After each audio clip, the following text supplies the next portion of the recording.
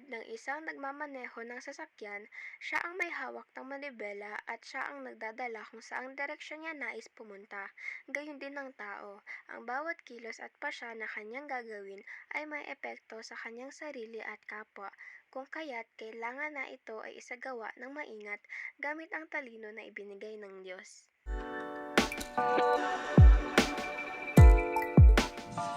Una, ang pagkaunawa sa layunin. Dito sa pagkaunawa sa layunin, sinasabi rito na may maaaring mangyaring sitwasyon kung saan mapapaisip ka at dito mo matutuklasan na meron kang ginugusto o ninanais makamit. Dito natin mauunawaan ang dapat mangyari. Tayo po ngayon ay dumako sa ikalawang yugto na ang nais ng layunin. Dito po yung pagsang-ayon ng kilos loob kung ang ninanais ng tao ay mabuti. Dapat po na nag-iisip ang isang tao kung ang ninanais ay tugma o may posibilidad. Sa una po, iniisip niyo pa lang po at sa ikalawa, sa kilos loob, dito na po yung papasok ang kanyang free will. Ito po ay tugma sa isip at kilos loob. Kagaya po ng sitwasyon sa libro na halimbawa po ron ay sa una po nagkaroon po si Alvin ng pagnanasa. At sa ikalawa po, nag-iisip na po siya kung paano siya makakakuha ng pera upang mabili ito. Isa po pong halimbawa rito, pagpaparating na po ang ating exam at dito po ay nag-iisip tayo kung ano po ang ating mga re-reviewin. Paghuhusga sa nais makamtan. Dito, sinasabi po na sa bawat kilos natin, hindi lang po dapat na sarili lang po yung iniisip natin. Pinapaliwanag po dito na hindi lang po dapat sarili yung palagi nating iniisip sa bawat kilos na ginagawa natin or sa bawat sitwasyon na napunta sa ating buhay. Dapat din po nating isipin yung mga tao na sa paligid po natin, tulad po ng pamilya, kaibigan, kapwa. Halimbawa naman po dito is yung gusto kong bumili ng pagkain pero wala pa akong pera. Sa yugto po na ito, dito ko na po iisipin kung kapag ba nangupit ako para sa sarili kong kagustuhan, magagalit po ba yung parents ko dahil nanguha ako ng hindi sa akin. Dito na po papasok yung paghusga ko sa nais kong makamtan, kung tama ba ito or hindi para po sa kabutihan. Ano nga ibig sabihin ng intensyon ng layunin? Ang ibig sabihin ng intensyon ng layunin, nais mong mapabuti ang lahat at malayo ang iyong sarili at kapwa sa pagpili o paggawa ng kasamaan. Halimbawa, ako ay isang guro. At itinuturo ko sa aking mga estudyante ang tama o mali para pumailayo ko sila sa pagpili o paggawa ng kasamaan. Kalimang yugto, masusing pagsusuri ng paraan. Ang pagsusuri ng paraan ng kanyang gagawin ay nagpapatuloy at ang pagsang-ayon niya sa mga nasabing pagpipilian. Patuloy po yung kanyang pagsusuri at siya'y sumasang-ayon sa kanyang napiling paraan patungo sa kanyang layunin. Halimbawa, may gusto akong bilhin tapos ako'y mag-iisip ng paraan kung paano ko siya mabibili. It's either ako po ay mag-iipon or mangingi kay mama. Siguro mag-iipon na lang ako para mabili ko yon kasi nakakaya naman humingi ng pera sa magulang. Ngayon ay uhusgahan na niya kung alin ang pinakamabuti, gagawin ng tama o pipili ng mali. Ikapito, praktikal na paghusga sa pinili. Paano mo nga ba maipapakita ang pagiging mabuting tao sa kabila ng mga tukso o maling nagaganap sa iyong paligid? Ikawalong yugto, kailangan natin ng masusing pagninilay bago isagawa ang pagpili. Hindi ito madali dahil kailangan itong pag-aralang mabuti at timbangin ang bawat panig upang makita kung alin ang mas makakabuti. Dahil dito, nakasalalay ang anumang maaaring kahihinatnan nito. Ikasyam, utos. Dito ay inuutusan kang isakilos ang pinakamabuting kilos na iyong napili. At ikasampu, paggamit.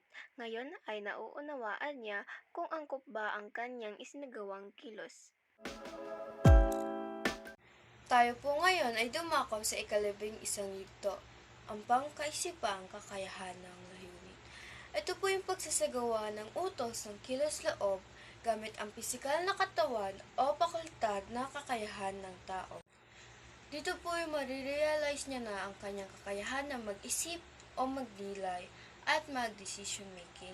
Ito po yung na-achieve na ng kanyang isip ang kanyang kakayahan o nakamit na ang kanyang layunin. Ang halimbawa nga po rito, na kagaya ng halimbawa natin kanina, sa ikalawang yugto po, dun pa lang po siya nag-iisip kung saan po siya kukuha ng pera. Pagdating naman po dito sa ikalabing isang yugto, dito na po yung natamo na po niya yung cellphone, na naikatuwa niya na po ito. At sa isa po po roon ay, kung sa pagre-review po, doon po nakapasa po siya. Ikahuling yugto, bunga. Ito ang resulta ng kanyang pinili. Paalala lang po, upang maiwasan po natin sabihin ang kasabihang na sa uli ang pagsisisi, kailangan po natin itong idaan sa proseso dahil po ito ay mahalaga.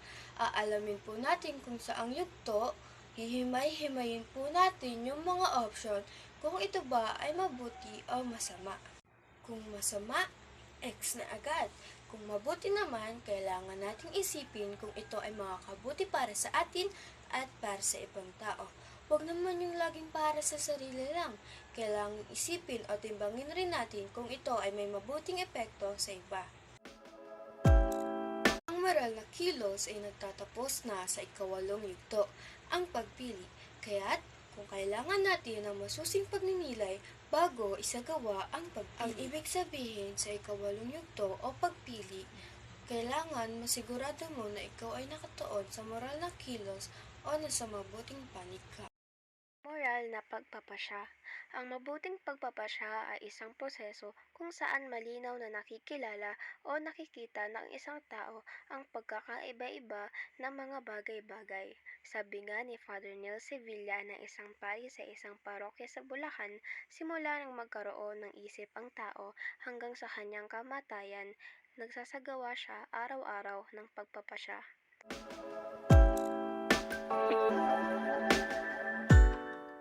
Ibig sabihin ng magkalap ng patunay o look for the facts. Ang ibig sabihin nun, dapat po ma'am, suriin natin at pag-isipan mabuti ang ating gagawin para hindi tayo magsisi sa huli. Halimbawa, election po. Dapat po suriin natin ang ating ibiboto para hindi tayo magsisi sa huli. Imagine possibilities. Dito naman po kailangan nating mag-advance or mag-imagine kung kapag po ba ginawa mo yung isang bagay or nag-commit ka sa isang bagay, ano po yung magiging kahihinatnan nito sa hinaharap or kung ano po yung magiging epekto nito sa mga taong nasa paligid natin. Halimbawa ko naman po dito is yung balak ko pong mag-codigo this upcoming exam para po makapasa sa passing score ng teacher namin.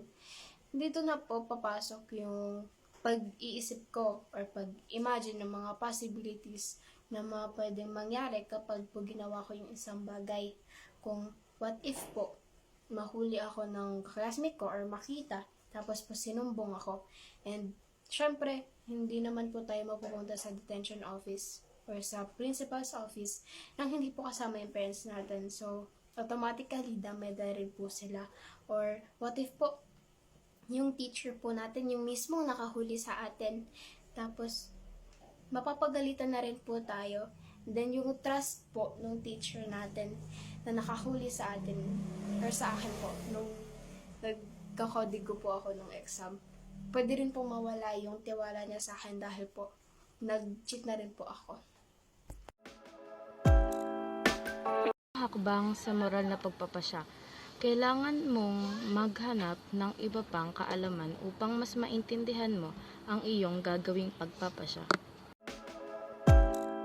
Tignan ang kalooban o turn inward.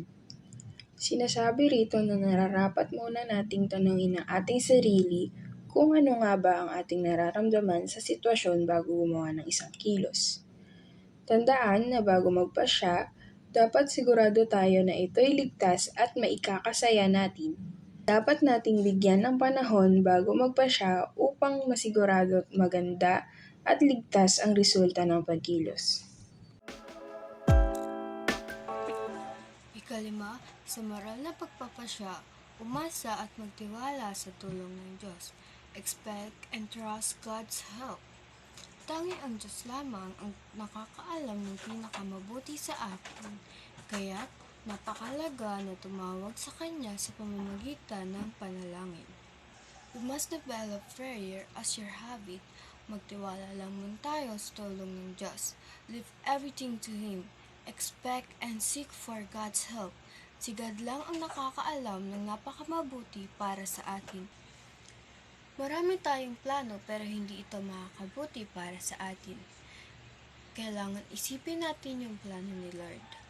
May mga taong nagtatanong, paano natin malalaman? Paano nga ba at ano nga ba ang plano sa atin ni Lord? Mag-pray po tayo para bigyan tayo ni Lord? Hindi. Mag-pray tayo para bigyan niya tayo ng wisdom. Bibigyan niya tayo ng tamang kaalaman kasi hindi natin kakayanin kung tayo lang mag-isa. Kailangan natin siya. Kasama natin siya, laging manalangin. Ang panalangin ang pinakamabisa nating sandata sa pagharap ng mga pagpapasya, mga pagsubok sa lahat, na kahit anong kinakaharap natin. Ngayon, through prayers, magkakaroon tayo ng kaugnayan sa Diyos at magkakaroon tayo ng pag-asa at lakas ng loob para maharap ito. Kahit anong religion pa natin, it doesn't matter. Hindi ito hadlang. Lahat tayo nananalangin, kailangan nating ma-develop ang habit of prayer. Sabi nga nila, when a prayer becomes your habit, miracles become your lifestyle. We need to expect and trust God's help all the time because God is good. No, hindi niya tayo pinabayaan. Tayo lang ang nagkulang sa pagtawag sa Kanya. May maganda siyang plano. Ayaw niya tayong mahirapan. Ayaw niya tayong maghirap. Ayaw niya tayong masaktan. Ang gusto lang niya, mag-isip ka. Ang gusto lang niya, tumawag ka sa Kanya. Kasi nga, tanging Diyos lamang ang nakakaalam ng pinakamabuti para sa atin. Kaya nga, napakalaga na manalangin tayo araw-araw. Sa gawa ng pagpapasya. Name your decision. Dito ay magsasagawa ka ng pagpapasya, maaari mong tanungin ang iyong sarili kung bakit mo ito pinili. Ano ang iyong mga plano sa iyong ginawang pagpili? Ikaw ba ay masaya rito? Ito ba ay batay sa mga napamantayan? Makatutulong ang mga tanong na ito upang kung mayroon ka pang agam-agam o pagkalito sa iyong pipiliin, ay mapagninilayan mo itong mabuti.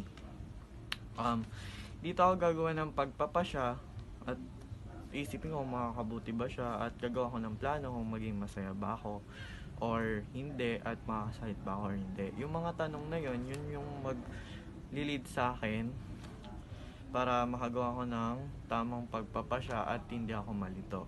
May gusto akong bilhin na bag.